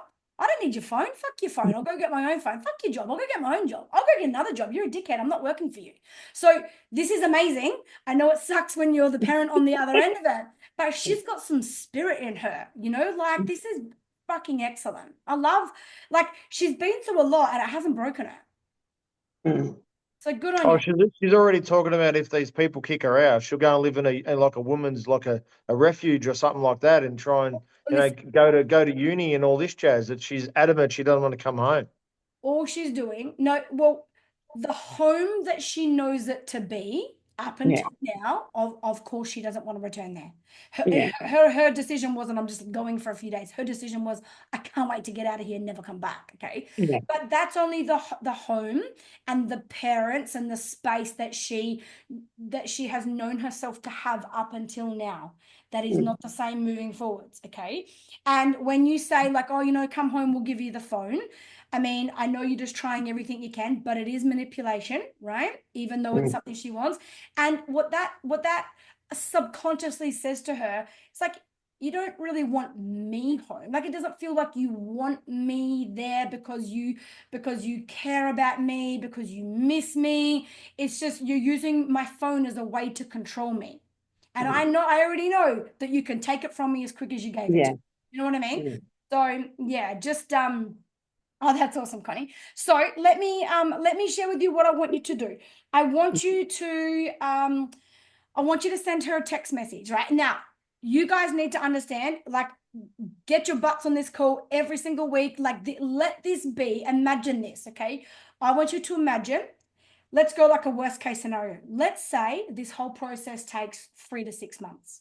But if you knew right now that if you did it all right and you followed what I can offer you, that there was a guarantee that not that you would have to lure her back home, Yeah. but that she would choose to come home, that she would be so grateful that she got to come home, and that she can feel something's changed. If you could guarantee now that that happens in 3 months or even 6 months, like, so what if the story of your parenting life is, oh, our daughter left at 16, she ended up leaving for about 6 months, but now we have the most amazing relationship, there's so much respect. She's still living at home now, and she's 21 years old, and she just bought her first home, and she knows who she is, and she's on the right path, and we've just learned to have a different relationship with her, and like who cares if she was gone for 6 months, if that ends up being the story? Do you know what I mean? Like, Yeah. I know while you're in it, like 6 days feels like 6 years, I'm sure. I can't even imagine the turmoil, right? Yeah. But I mean, there's a very, very, very, very strong possibility that you will have her back in your life, let's say. I don't know how strong, like, it's going to be ultimately her choice if and when she wants to come back and live home. And she may not choose to do that if she's found a place and she can stay there, and that might be something that just needs to be okay with you guys at some point, right? But I would be very confident that if you're willing to really open up here and follow what I'm going to give to you now and what we can do now, you will have her talking to you, keeping in touch with you, coming for dinners, at least, doing things like this, like back in your life, even if she's not there all the time or back officially. Because there might be a part of her that wants to save face a bit, and kind of just, she told you she'd never be back, and so she's a spirited girl, so she's got that to play with in her own ego as well before she lets you think that you just got her back. Does that make sense? Okay, so let me tell you what to do.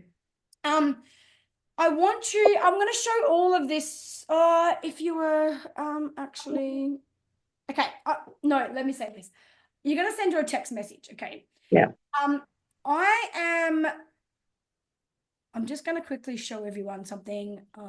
In the Facebook group, everybody, if you were in Melbourne on Sunday, you saw me do the conversation about how to make an apology, to your children, okay? I'm just going to show you guys all this. Yeah. Hang on. How do I go to it? Hang on. Because I've got it saved at the top for you all, okay? Just to make it easy in this group, there's a few, if you're brand new, there's a few videos that everyone always needs, and I've pinned them to the top, okay? So when you're in a situation where literally nothing else works, it's here. This one here is about how to heal very broken relationships with your teens in 2 weeks or less, okay? And this is, so I want you guys to watch this video because, and let me just go back here. Let me come back to that. Then there's one here that explains the guard dog inside your child's head. So if you've got a child with very reactive, anger problems and whatever, you need to watch that. This one's here is about anger. And if you've just joined the program, this is the best place to start. And this is how to begin the repair process. And this is how to say sorry and all that to your child, okay? So the real key videos that are not inside the program, these are extra videos that I've done along the way. Even some of them were, only in the last 12 months that I've saved at the front there. But that one on how to heal very broken relationships with a teenager, I want you guys to watch that. That goes for, because I chopped it out of the Zoom call that I did about 5 years ago. But this is what I want you to know as you do with your child moving forwards. Yeah. So this was a lady, you'll hear it when you watch that call, and her daughter was 15 and had just run away from home. And she was Asian, and we had this very blunt discussion about the culture, and she agreed, they're hard as nails on their kids with things like that and whatever. Anyway, I told her what to do with her daughter. Within 3 days, her daughter was back home. Within a week, her relationship with her daughter within 1 week was so mended that her daughter openly told her, not because she was trying to get it out of her, her daughter literally found her as her safe place a week later. You'll see it on the video. And her daughter told her that she had some unprotected sex. I know you mentioned something like that as well. And then within 3 weeks, her, because you can go to the replay the week after that and a week after that if you really wanted to search it up. But her daughter's friends were coming over to basically access her mum because they didn't have good relationships with their own mum. She became like this safe person for the whole friendship group. And that was a situation where her daughter was sneaking out of the house at night, going to see boys at 15 years old. They live in New Zealand. And anyway, then at the end, you know, her mum also had a new baby at the time. And she was like, you know, if you live under my roof, you do it my way, blah, blah, blah, blah. Anyway, daughter ended up, pack her bags, left, didn't come home, whatever, you know. And obviously she's bloody scared. She's like, I don't even know where my daughter stayed. She didn't even know where her daughter was, right? So I told her exactly what she needs to do to heal that relationship. And that it goes for like 40 minutes or something. So I want you guys to watch that as a matter of priority. Forget even starting the program. Watch that first. Okay. Okay. That's Yeah. going to give you stuff that I don't have to repeat here. Okay. Yeah. And that's like, no matter how bad the relationship is, it repairs it. Now, I want you to send her a text message. Okay. Yeah.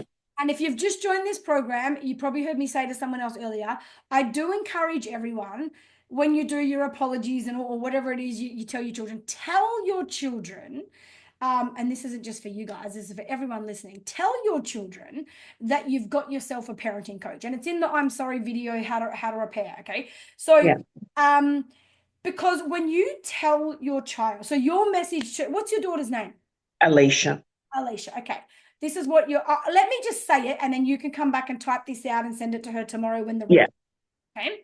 So it needs to be like, hey, Alicia, there's no need to respond to this message if you don't feel you want to. I just feel the need to send it, or we just feel the need to send it. Okay. Then what I want you to do, I was like, we want to apologize. We have realized in the last couple of days how much we stuffed up or fucked up or whatever word you use. How much we have stuffed up. There are so many mistakes that we have made, particularly in recent times, beginning with allowing the school to take your mobile phone.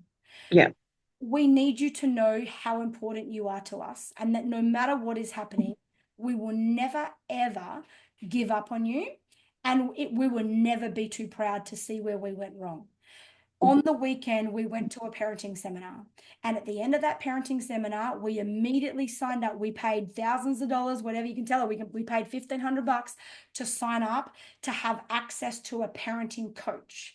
Last night, we had our first call with that coach, and she told us straight up how much we fucked up with you. And as soon as we pointed it out, we could absolutely see it. Because what this tells her is, fuck, you guys went and paid money to learn how to be better. Like, because what the child does, no matter what, they're like, okay, well, I can't trust you that you'll be a better parent because you think what you think's a good parent isn't what I think, right? I can't trust you, but I can trust someone else. So if this person had a go at you, if this person told you fucking that you fucked up with me, I like this person. I like that you're, you know, like it makes the kids feel like someone's on their side and you're going to listen and you're going to get told, right?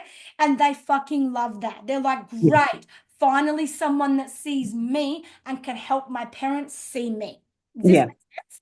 Right? So it will mean the world to her. And you've started it with no need to reply if you don't want to. We just feel the need, like we want to send this message. Okay. And then you tell her that you've got a coach, no matter what, like, you know, you're here, you're showing up and you're going to learn how to be better. We can absolutely see all the mistakes we made. And we just want to say from the bottom of our heart, we are so sorry. I want you to say this. I want you to say these words. I want you to say, if we could go back in time and change things, we absolutely would. The situation between you and us right now, it is not your fault. We own it completely. We absolutely understand how unseen, how unheard, and how deeply misunderstood you have felt by us. We are so sorry we didn't know how to do any better. That will not be our excuse anymore. Whether you ever choose to return or not, we're not here to control you and tell you what to do. We realize, just like we tell you that you have to live with your consequences, so do we. Yeah, we're not here to control you. I'm just here to apologize, to tell you how deeply sorry we are. If I could turn back time, I would. Everything that's happening between us, it is not your fault. We take full responsibility. and we look forward to being able to repair this in whatever way we possibly can, and we will never give up. I love you. Be safe. I look forward to hearing from you whenever it feels right for you. Mm. You can tweak those words, of course. Yeah. Make it feel like you. Make it sound like Yeah. you. But also let it sound a bit not like you. Like, what the fuck? Who's this person you're doing? This is not you. Like, you know, like, holy shit. Like, something's, I can feel something changing here. Yeah. She does sort of message me from time to time daily, and the place where she's staying, the father of the ex-boyfriend, he messaged me saying that the other night for like hours she was just in her room crying, like crying her eyes out for hours. And he's like, because she was crying, he wanted to go and console her, but he said, like, I felt awkward because it's not my daughter, and I didn't want to be the creepy old man in there, rubbing her back and telling her it's all right, sort of thing. But he goes, like, you need to send her a message of some sort of nice words just to try and make her feel like you guys are still there. But she used to message me, but like, and not Margaret. She blames. That's why Margaret's taken it so hard, because she tried to sort of, say Margaret's the, good cop, bad cop scenario, and she'd play us off against each other. And this has been coming for a while, because we went in her room and like she'd taken the fly screen off of her room, and she'd got wind out windows to work out, because we locked the door of a night time, how to sneak out. So, Just so she'd be gone. So when we try to control our kids, particularly after 12, when we do things like, well, I'm gonna outsmart you, I'm gonna lock this and take the lock off that and blah blah blah. The only message we're sending is, I don't trust you. And do you know what people we don't trust in life? People that we believe aren't good people. So when we say, I don't trust you, that translates to, like, I expect you to try and do something bad. Like bad people are the people I don't trust. And you're someone I don't trust, which translates to, you're a bad person. That's how I see you. Yeah. Does that make sense? Now that I know that that's not really what you guys feel. Okay? Yeah, but yeah. This is what yeah. she's going to see. So if it feels right, you guys can send this, Wayne, you can send your own message. Okay. If it's better, Margaret, you send yours and you apologize, like for that day. But Wayne, you can also take it. You can say to her, you know what? I know it was mum that ultimately spoke to the school, but you know what? At the end of the day, I'm your father too, and I'm here to apologize too, because I'm the man of the house, or I'm the father here, and I never stopped your mum either. I never went to your mum and said, no, that's not what we're doing, and overrode her decision. So I do take responsibility also. I virtually wrote her a message like that when I walked out of your class on Sunday, walking to the car. I walking there, almost crying, writing the message, like sending her the message while I was making Margaret wait to pick her up. And did you send it? Yeah, I sent it. Yeah, and she replied. She said, I'm glad you're seeking help. I'm glad you're trying to fix things. That's good." And that was it. Yeah. And then that was the night she was crying, that the dad said, I think you need to send some sort of a message. She's crying. But we hadn't had our chat with you yet. Right. She is crying. Like, she feels unseen.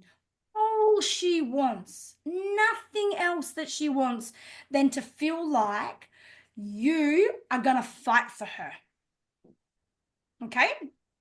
And so even if that's like, and I'm not saying go round there, but Wayne, for example, you could send a message, or, Margaret, it might need to be you, where you go, darling, like, I'm never, I'm learning.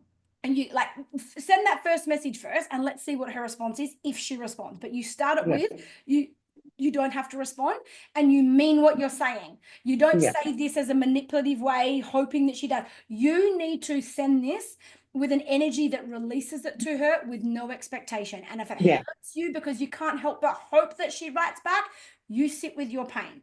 Okay, that's yours.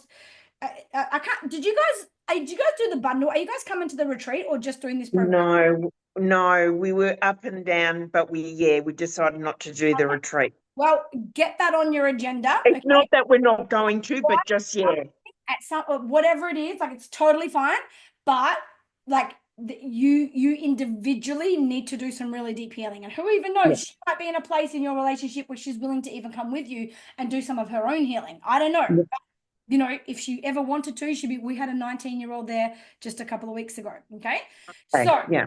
all right. All I want you to do is start there, and I want you to go watch that video that's pinned at the top in the featured Yeah. section. Go to the one that says how to heal the broken, like, I'm not going to explain it here, but it is the best analogy you'll ever have. You'll totally understand how the relationship got to this. Okay.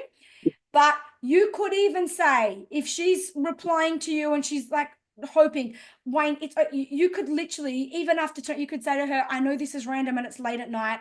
I just feel like I need to see you. I promise I will not beg you to come home. Would it be okay if I came around and seen you? I just need to give you a hug.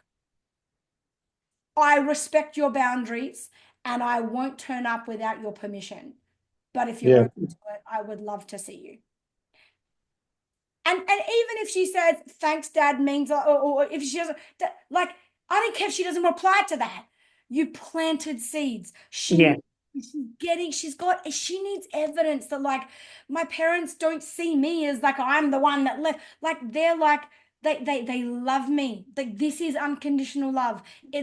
My parents want to see me at night. Like they're never gonna give up, you know, but it starts with really owning it. And telling her she needs to hear the words, it's not your fault. We have totally, even the fact that you made some, not, let's be real, you don't say this in the message, but when it gets conversation part, you can say to her, babe, it's not your fault, okay? Even the fact that you started making all those bad choices at school, those bad choices weren't your fault either. That was you. Those choices, I can now see, were you trying your best to deal with a life that was hurting you. Yeah. And I'm sorry that I wasn't able to see how hurt you were. Mm-hmm. You were doing your best to cope. Yeah. And that's not your fault. Yeah. I'm the reason you had to find coping mechanisms. And the reason she started rebelling everywhere, all the way down to something as petty as a uniform, Yeah. because she had no fucking freedom. The only freedom she had was in rebellion. Yeah.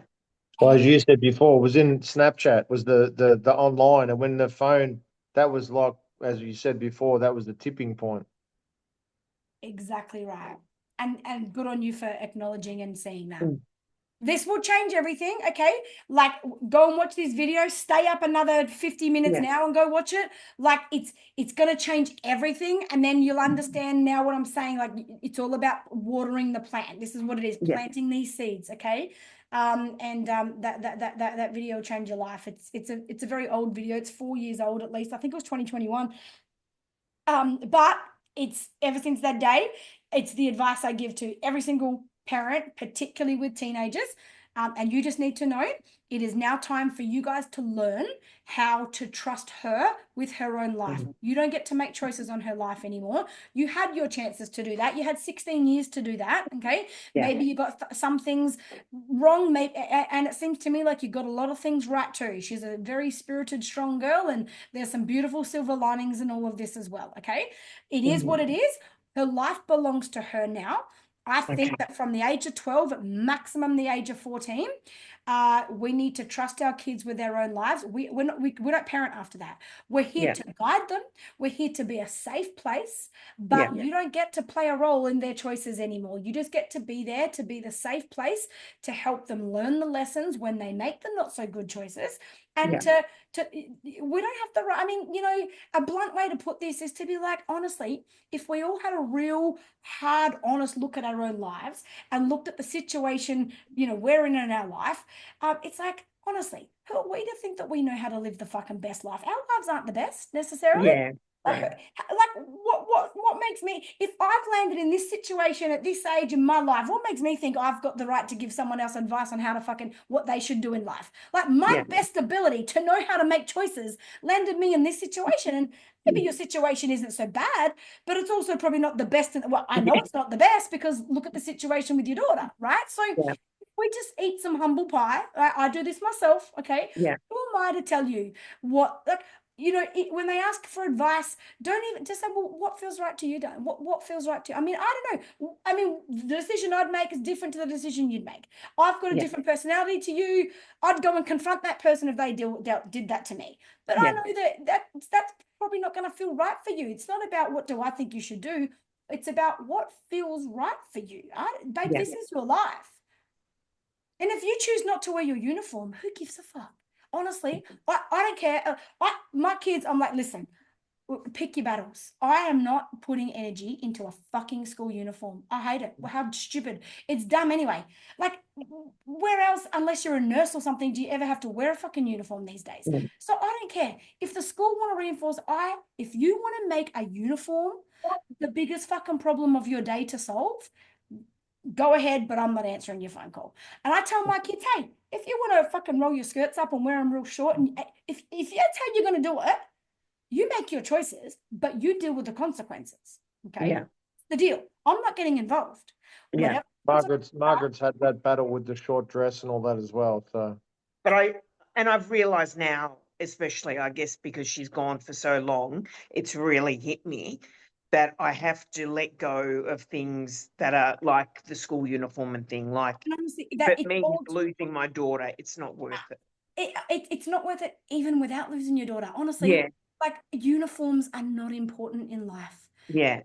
Like that is just your own shame and your own embarrassment or your own need to control that you can't control. Who cares?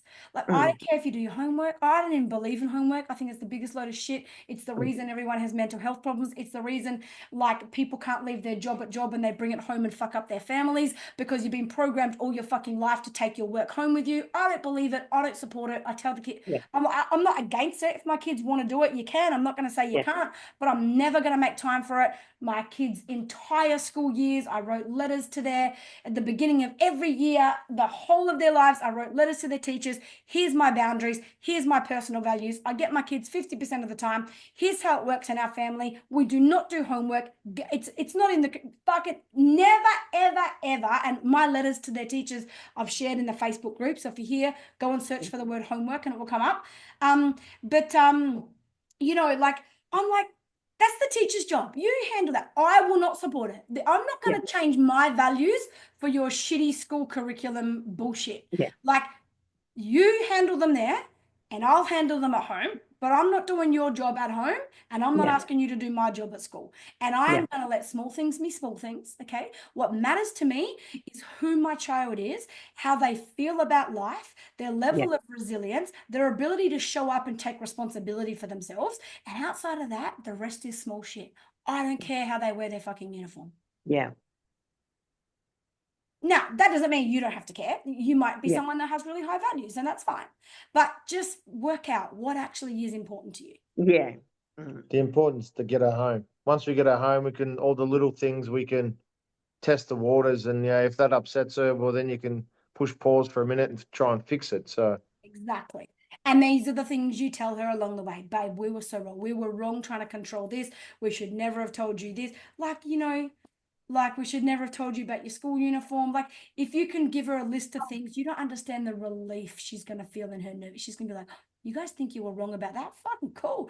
Like not like getting off the hook, but like truly she's going to be like, oh my God, like I finally not won the battle, but I just feel like I'm not the target anymore, all we really wanted was for her to be safe, to not go on it, sneak out of a night time, and she thinks she can go to the shop at 10:30 at night to get a pack of chewing gum. It's like you can't, because there's creeps on the street. They see a young girl walking on the street, they'll grab you, and you can't do anything. And it's like you're only a young girl. The way that I would suggest that you say that, for example, is to say, listen, at the end of the day, I can't control you, okay? I mean, at the end of the day, you can do what you want, because the truth is you can. You can jump out your window if you wanted to. Like, I'm asking you not to, okay? I have concerns about now. Like, I'm not okay with it, okay? But at the end of the day, you're going to make your own choices. So if you do choose to do it, even though I've asked you not to, if it happens to be that you're going to choose to do that, What I'm asking you to do is to do it safely. I want you to make sure you take your phone. I want you to let me know that you're going there, or I at least want you to come and knock on my bedroom door. And if it's the difference between you going by yourself or not, I will fucking get up and take you. Like, I don't know. It depends on the situation, because you don't want to give them No, a we've told her that about we'll take you anywhere, pick you up from anywhere, as long as you tell us you're honest. You know, we'll let you go to a party or whatever. But that was one of the things that she hasn't been allowed to do that, and that was like she felt like she was a prisoner because There you go. exactly like you said, that she wasn't allowed out, she wasn't allowed to go to see other friends because we didn't like these other girls' influences on her and things like that. That she felt, well, that's it. There's no point making friends. There's no point opening up. There's no point telling you guys what I want to do and how I want to do it because you won't let me. Amazing. You guys are there. You really, really are. You've made it. Honestly, you're in a great place. So thank you for being here. Thank you for having the courage to, take the step and to do the program, to be there on Sunday. A lot of other parents absolutely would have been like, oh, what's the point of me going? My kid's not even home anymore. Do you know what I mean? So here you are, showing up, spending the money, investing the time, the energy, everything. So get that message to her ASAP. Okay. Thank you very much, go Holly. watch that video and come back and check in and Yeah. We'll kind of once I know what she says back to you and things like that, Yeah. I'll very easily be able to see what needs that she has and how we can meet those needs. And, Yeah. and as soon as her needs are met, home feels like it's safe again. That's Okay. not how do we get her home. Your question to yourself is, how do we make it feel safe But yeah, for her to want to come home. be here? Yeah. Okay. Thank you very much, Holly. No worries. Absolutely. Thank you. Thank you.